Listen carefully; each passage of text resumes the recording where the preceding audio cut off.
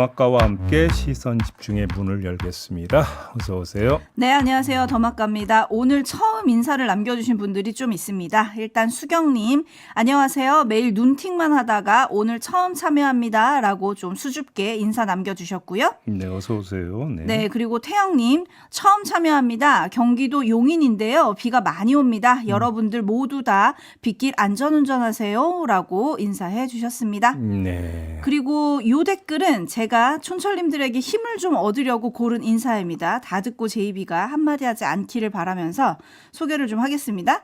바람처럼 왔다가 이슬처럼 갈 순 없잖아 라는 아이디를 쓰시는 분이에요. 또 노래 가사. 그렇죠? 그렇죠. 네. 운전해서 매번 댓글 잘 못 썼는데요. 더마카 톡톡 쏘는 시원시원한 말 좋습니다. 늘 시원해요. 다시 운전하러 갑니다. 라고 제 칭찬이었어요. 그래, 인심 쓸게요. 아무 말 안 할게요. 네, 패스. 네. 네, 반면에 2401님 JD JD요? JB 아니고 JD라고 쓰셨어요. 몇 네. 번에 걸쳐서. JD 먼저 와서 기다리고 있어요. 벌초해 보셨나요? 이번 주 토요일 아버지 할아버지 산소에 벌초하러 갑니다. 추석이 다가오면 당연하지만 사실 부담도 되는 게 사실인데요. 예초기도 점점 하고 왔어요. 점점 하고 왔어요가 무슨 뜻일까요? 이번에는 혼자서 다녀와야겠네요. 주말에도 JD 목소리 들으면서 벌초 다녀오겠습니다. JD는 월요일 유튜브 연장 방송에 나와요. 김종대 전 의원이 JD고, 그죠? 네. 저는 JB이고. 근데 아무튼 네. 벌초 가신다니까 예초기 조심하시고요. 안전 각별히 신경 쓰셔야 되고 벌 조심하시고. 맞아요. 네. 옷 색깔을 어떻게 입으라고 맨날 뉴스에서 해주는데 까먹었네요. 어둡게 입어야 되는 건가요? 화려하게 입어야 되나요? 네, 이럴 때 인터넷이 필요합니다. 검색해 보세요. 알겠습니다. 검색해서 마지막에 알려드리겠고요. JD는 아니고요. JB입니다. 김종배 JB. 네. 2401님 확실하게 인식해 주셨으면 감사하겠습니다. 자, 밝은색 옷과 안전장비를 착용하는 것이 벌쏘임 효과의 예방적이라고 하네요. 네, 화장품 바르지 말고. 네. 그것도 필수입니다. 저는 약간 반대로 생각했어요. 밝은 옷 입으면 꽃인 줄 알고 앉을 줄 알았더니 그게 아니라 검은 옷을 입으면 더 잘 쏘인다고 합니다. 네, 챙겨가시고요. 제이비타임즈 오늘 주목할 첫 번째 뉴스 어떤 걸까요? 일단 먼저 간밤에 들어온 소식 두 가지 짧게 전해드리고 넘어가겠습니다. 권성동 국민의힘 의원 구속됐습니다. 남세진 서울중앙지법 영장전담 부장판사가 증거인멸 염려가 있다면서 구속영장을 발부를 했는데 권성동 의원은 구속영장 발부 직후 페이스북에 또 글을 올렸습니다.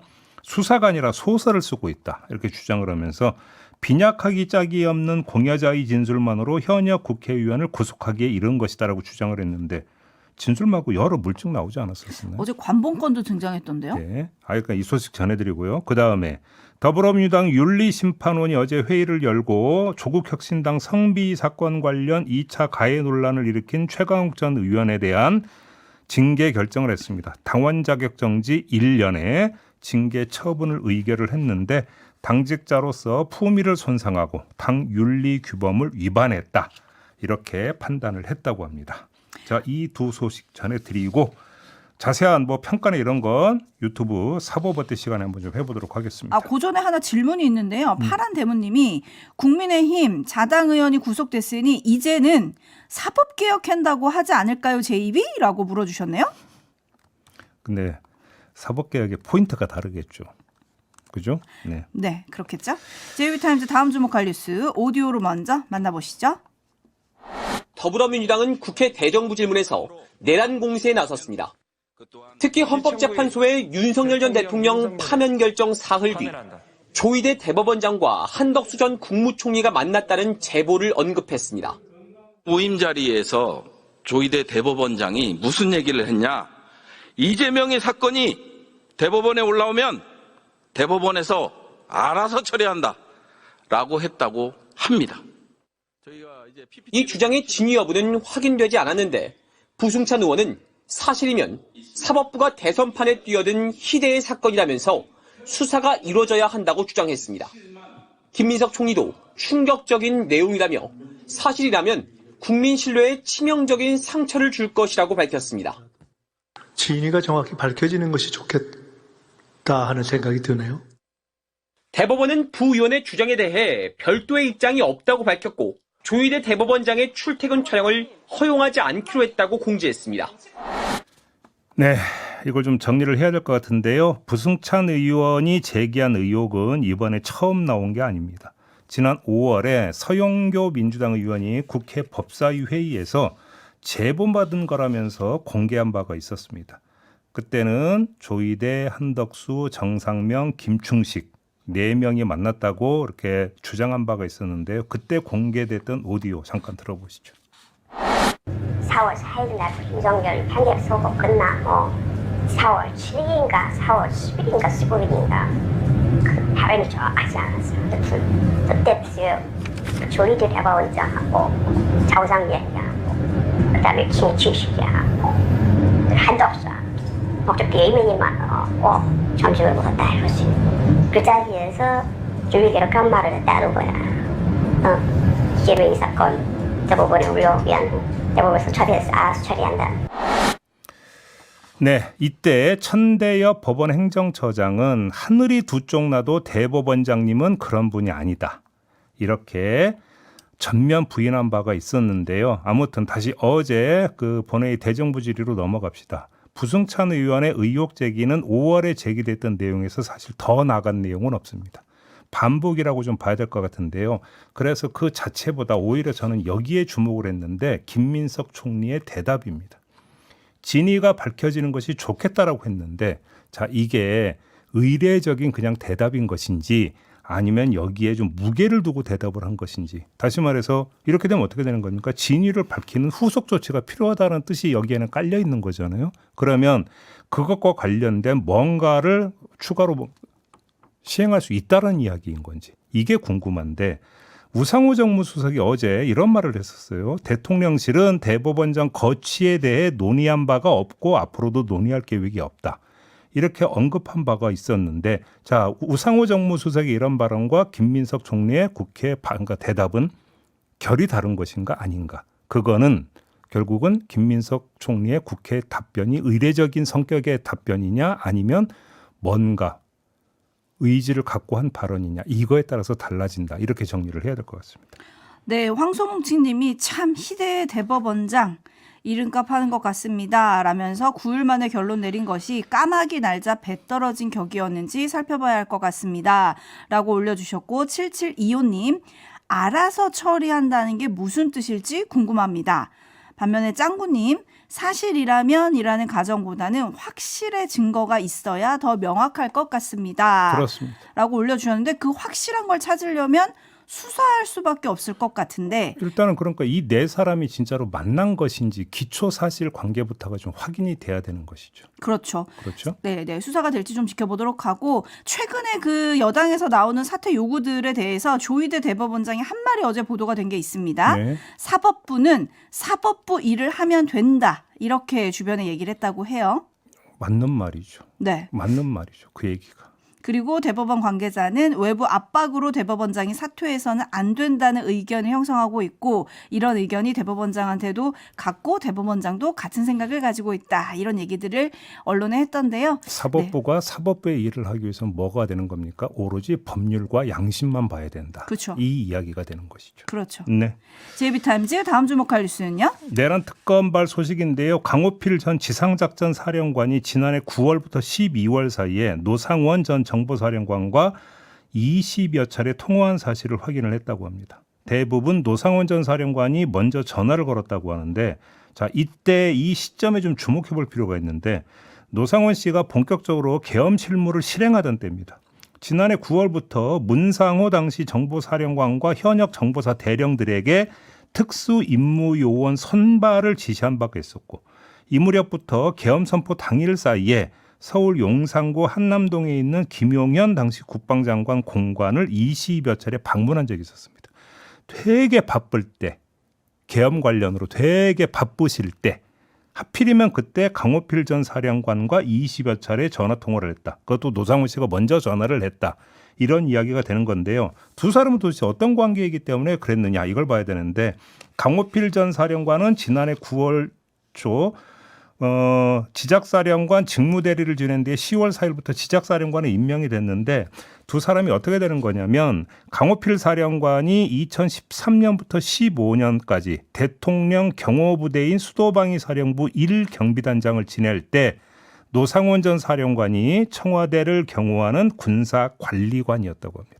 그래서 이때 친분을 쌓았다고 하는데 하필 계엄 준비가 본격화될 때 수시로 통화를 했다. 도대체 통화 내용이 도대체 뭐였느냐? 이 이야기 당연히 캐야 되는 것 아니겠습니까? 그렇죠. 특히나 이 시절에 노상원 씨는 어떤 신분이었습니까? 역술인이었던 신분이었습니다. 네. 그런 상태에서 20여 차례 긴밀하게 통화를 한다? 이건 누가 보더라도 쉽게 납득할 수 있는 현상은 아니다. 이런 이야기가 되는 것이죠. 그렇죠. 그리고 일반인이었죠. 그렇습니다. 엽기토끼님, 김충식, 노상원 다 일반인이잖아요. 왜 이들의 이름이 자꾸 거론되는 걸까요?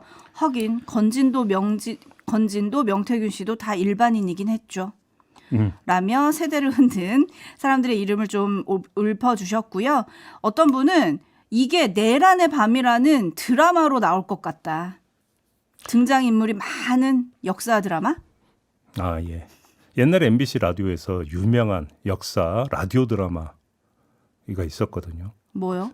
그걸 좀 부활을 할 수 있는 건가라는 생각이 좀 들기도 하는데 그 드라마가 어떤 거였는데요? TV군요. 제1공화국, 제2공화국 하는 작가를 네. 했습니다. 네. 아무튼 내란의 밤. 근데 이걸 하려면 또 특검이 다 수사를 해서 일단 밝혀놔야 되기 때문에 특검이 수사할 게 참 많다.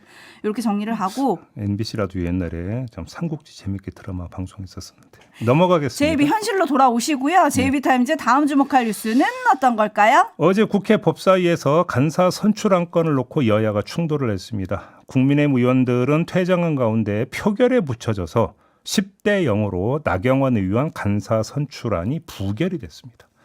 자, 충돌 과정에서 나온 민주당 의원들의 주장 잠깐 들어보시죠. 절대 용납되지 않는 일들이 있습니다. 12.3 불법 비상계엄 때 국회를 들어오지를 않았습니다. 윤석열 탄핵소추안 가결 때 표결에 참여하지를 않았습니다. 윤석열 체포영장 집행을 방해하기 위해서 용산 관저를 드나들었습니다. 그리고 사이비 종교 세력들, 태극기 모독부대들, 그 수구 세력들 앞에서 불법 비상계엄을 옹호하는 발언을 했습니다. 그리고 지금은 윤석열의 스피커를 자처를 하고 있습니다. 헌법을 무시하고 있는 국회의원을 어떻게 해서 우리가 법사위 간사로 받아들일 수가 있는 것이겠습니까? 내란 청산 없는 협치 없습니다. 내란 청산은 시대의 요구이고 국민이 전체적으로 70~80%가 요구하고 있습니다. 아 그래 내란 우두머리 윤석열이 졸졸졸 따라다녀가지고 앞으로 국민의힘이 미래가 있어요? 이러면 안 돼요. 네, 먼저 들은 목소리의 주인공은 박균택 의원이고요. 뒤에 목소리의 주인공은 박지원 의원인데 아무튼 민주당은 나경원 의원의 패스트트랙 사건 재판이나 법원장 남편 등으로 인해서 야기될 수 있는 이해충돌 소지 이 문제 외에도 바로 이 문제를 제기한 겁니다. 시선 집중할 게 바로 이 대목인데요. 반대 사유로 내란 동조를 제기한 것입니다. 네, 그러면 시선 집중한 결과는요? 자, 국민의힘에서 제기한 건 관례와 협치였습니다. 상임위 간사는 상대 정당의 선정을 존중하는 관례가 있었고 그게 바로 협치의 기본이다. 이런 게 이제 국민의힘의 주장이거든요. 하지만 박지원 의원의 말에 담겨 있는 것처럼 민주당은 내란 청산 없는 협치는 없다라는 입장인 것 같습니다. 관례와 협치는 민주주의가 정상 작동되는 걸 전제로 하는 것인데 내란은 그 민주주의를 말살하려 한 것이기 때문에 내란 동조는 관례와 협치에 깔려 있는 존중의 대상이 될 수 없다. 이런 논리인 것 같습니다. 정리를 하자면 자, 이런 입장이 당의 기조라면 어제 이 장면은 내일의 비슷한 장면을 예고하는 예고편일 수도 있다. 이 점을 좀 봐야 될 것 같은데 국회의 주요 자리는 원칙적으로 표결로 정하게 되어 있습니다. 민주당이 관례라는 이유로 사문화되다시피 했던 표결 원칙을 어제 법사위에서 되살린 겁니다. 그리고 그 표결 과정에 내란 종식 입장을 관철시키려고 한 겁니다. 바로 이런 기조를 국회의 주요 자리 선출할 때마다 만약에 그대로 관철시키려고 한다면 이제 어떤 상황이 연출되는가 바로 이 점을 좀 봐야 될 것 같은데요. 예를 들어서 내년에 하반기 원구성 문제가 있습니다. 이때 이제 상임위원장 다 선출이 되지 않겠습니까? 의원들 배치 다시 됐고 간사 선출도 있게 됩니다. 이럴 때 만약에 이 원칙을 그대로 적용한다? 자, 그러면 어떤 장면이 연출이 될까? 이걸 한번 미리 한번 감지해 보는 게 어제 국회 법사위에서 벌어진 장면일 수도 있다. 이런 정리가 가능한 거죠. 네, 하지만 여당은 이런 적은 없었다. 국회 개원 사상 이런 적은 처음이다. 뭐 이렇게 반발을 하고 있죠. 그렇습니다. 장애 집회도 한다고 하고요. JB타임즈 다음 주목할 뉴스는요. 서울중앙지법 형사 33부가 어제 내란 우두머리 방조 등의 혐의로 기소된 한덕수 전 총리 첫 공판 준비기일을 열었습니다. 이 자리에서 한덕수 전 총리 변호인이 이런 말을 합니다. 피고인이 다른 변호사를 구하려 하고 우리는 사임하려고 합니다라고 밝혔습니다. 그러자 재판장이 예정대로 준비기일을 끝낼 거다 이렇게 말을 했습니다. 자, 그러면서 이런 입장을 밝혔는데요. 음성 대역으로 녹음을 했습니다. 한번 들어보시죠. 이 사건은 특검법에 신속 재판 규정이 있고 국회에서 특별법을 정한 건 이유가 있을 것이다. 그에 맞춰 재판부도 최대한 신속하게 진행하려고 한다. 피고인 방어권 보장은 기회 주면 되는 거지 어떻게 쓰느냐에 따라 불이익도 피고인이 부담해야 한다. 변호인을 바꿀 수는 있다. 그런데 재판이 지연되면 안 될 것이다.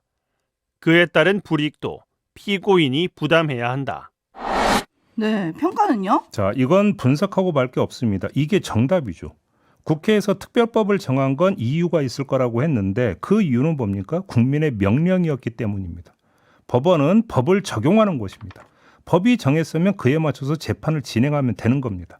너무나 단순한 진실을 재판부가 확인해 줬다라고 평가를 하면 되는 건데 그다음에 점점점 이전까지 함께 봐야 되는 거죠. 재판부의 이런 태도가 다른 재판부와의 성향 차이에서 기인한 것인지 여기서 다른 재판부라면 어디가 되겠습니까? 다들 떠올리시겠죠? 그런 성향 차이에서 기인한 것인지 아니면 내란 전담 재판부 입법 시도를 의식한 것인지 이거는 또 따로 짚어야 되는 문제다. 이렇게 말씀을 드리겠습니다. 네, 따로 짚을 과제를 좀 남겨두고 JB타임즈 함께하고 계신데요. 다음 주목할 뉴스는 어떤 걸까요? 30대 윤석열 지지자가 있었습니다. 이 사람이 1월 18일 서울 서부지법 앞에서 열린 구속영장 반대 집회에 참석을 했으나 그날 구속영장이 발부되자 다음 날 인터넷 커뮤니티에 헌법재판소를 방화하겠다는 취지의 글을 7번 올렸습니다. 또 경찰이 폭력 쓰면 망치로 때려 이거 인용해야 되나요? 뭐 하여간 그런 표현 등 경찰에 대한 폭력을 종용하는 것을 10번 올렸습니다. 검찰은 헌법재판소 총무과 소속 보안 담당 공무원과 경찰 공무원 8명 등을 협박하거나 협박하려 한 것으로 보고 협박 및 협박 미수 혐의를 적용해서 기소를 했습니다. 헌데 수원지법 형사 19단독 설일영 판사가 지난달 28일 무죄를 선고하고 구속됐던 이 사람을 풀어줬습니다. 달콩이 님이 엥? 이라고 놀래주셨고 노을 님도 무죄요? 헐 이라고 보내주셨는데 왜 무죄예요? 자, 피고인이 게시글을 작성할 당시 피해자들을 상대로 해악을 고지한다는 고의를 가지고 있었다고 단정하기 어렵다. 주된 이유를 이걸 댔습니다. 게시글 대부분은 헌법재판소를 불태우자 경찰버스를 불태워라, 망치를 챙겨라 등 청유형 내지 지시형의 표현을 작성됐는데 이는 피고인이 정치적 견해를 같이 하는 사람들을 메시지 전달 상대로 여겼음을 보여주는 것이다. 다시 말해서 협박 대상에게 명시적으로 뭔가 메시지를 준 게 아니라 자기하고 비슷한 사람들에게 메시지를 던진 것이다. 이 이야기인 거고요. 두 번째, 온라인 게시판에 게시글을 작성했을 뿐 피해자들에게 직접 전달될 수 있는 방안을 사용하거나 피해자들이 주로 사용하는 인터넷 사이트에 게시하지 않았다라는 점도 밝혔습니다. 간단히 말해서 협박 대상을 특정해서 구체적이고 명시적으로 협박을 한 게 아니기 때문에 무죄다. 이런 주장인데 이해가 되십니까? 목광남님이 지시형이면 선동이 아니라는 건가요? 오규정님 판사들 마음대로네요 라고 얘기해주고 계시는데 지금 많은 촌철님들은 동의를 못하고 계세요. 그러니까 100번 양보해서 이게 무슨 얘기냐면 상대한테 딱 특정을 해서 뭐 이래서 손가락질하면서 너 어떻게 할 거야라고 하면 그게 협박인데 이 사람은 그렇게 안 했다. 다른 사람을 보면서 이야기한 거니까 협박죄가 성립이 되지 않는다. 이런 식의 판단이라는 거예요. 납득이 되냐라는 거죠. 그게. 납득이 되십니까? 안 되는 거 아니겠습니까? 오늘 다양한 판사를 만났네요. 예, 시간이 다 돼서 여기서 마무리해야 될 것 같네요. 변호사님 수고하셨습니다. 고맙습니다.